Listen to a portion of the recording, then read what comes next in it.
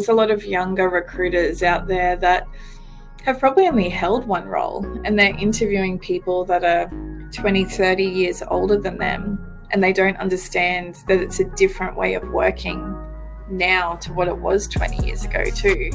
Yeah. And it's just asking questions. It's like, you don't have to be an expert on every single role or how people work. You just ask just basic questions. It's quite simple from that perspective.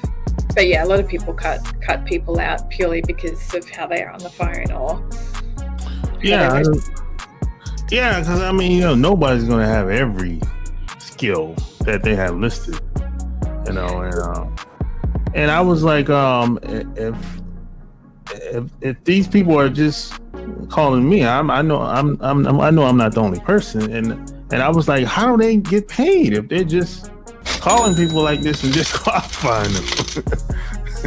Yeah, and I think it comes down to like that alignment, right? So it's kind of going, and it's also making a time, like as much, so we'll get lots of job applications to ads, and it's a general rule that people either get a real email from us, not an automated one, if they're not suitable, purely based on location, whether they have a visa or not to work in Australia or whatever it may be, or they get a phone call.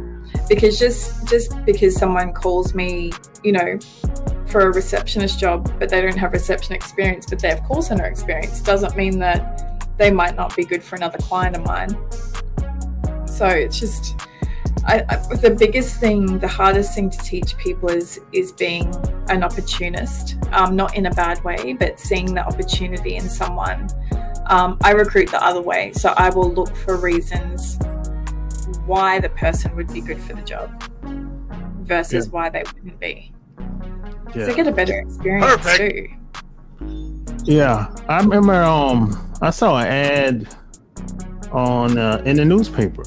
This is like 10 years ago, and it said, I forgot what the ad basically said, but I'm just paraphrasing. It said, hey, give us $100 and we'll train you, teach you everything about recruiting, and you make 6 figures. Right? And I was like, I don't know about that.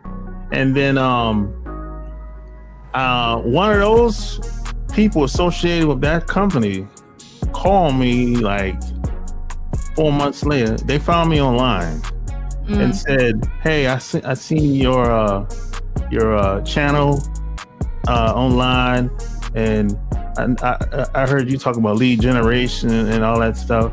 And he's like, hey, I think you'd be the perfect fit for what we do over here. I said, why do you say that? Because I already know you already have all the skills.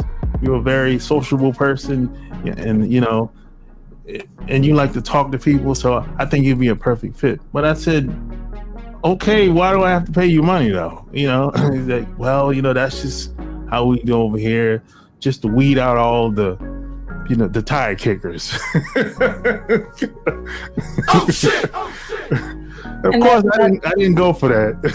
Yeah, that's and it's, I don't know, like I got asked last week, is transactional sales, what's the difference between transactional sales? Like lead generation is different, right? And it's also what you do with the leads. Like, and agree, if someone's personable, they're not afraid to do sales, they can engage with people, they understand how to maneuver through conversations. Like, yeah, they're great things. A good solid foundation as a recruiter, but I wouldn't ask someone to pay me so I could train them, because what if I wasn't a good trainer?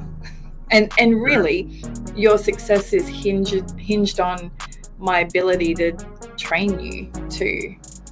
So I've heard a lot of, like, in Australia, you probably have it there, but they have we have like telemarketer companies here. We don't recruit for them, but they kind of get you in casually, or they put you on a retainer, and the more sales you do, the longer you can work, or you might get X amount per sale. But they have really strict things in your contract that, your commission can be withheld if you don't meet all these parameters. and it's just dodgy, right? Like if you're gonna hire people, you know, hire them with the best intention and give them all the tools to succeed, because what's the point? Because you then get a reputation for just burning through staff, really. Yeah. So it's one thing to, just to, okay, before I get too far ahead, most recruiters usually start off with a company, right? Yeah. Okay. So it's one thing to be, you get good as a recruiter. You've been with one company for a couple of years now, but how do you move on to, set yourself up? How do you become an agency? How did that come about? Well, usually, and it's the same thing, right, with every business. So you start off in a company, whether you're an engineer or a recruiter or whatever it may be. And usually there comes to a point where you feel like you can do it better than, the current company or the person that you're working for. And then you make that leap of moving into, recruitment, or whatever kind of industry that you're in. And then you start running your own business.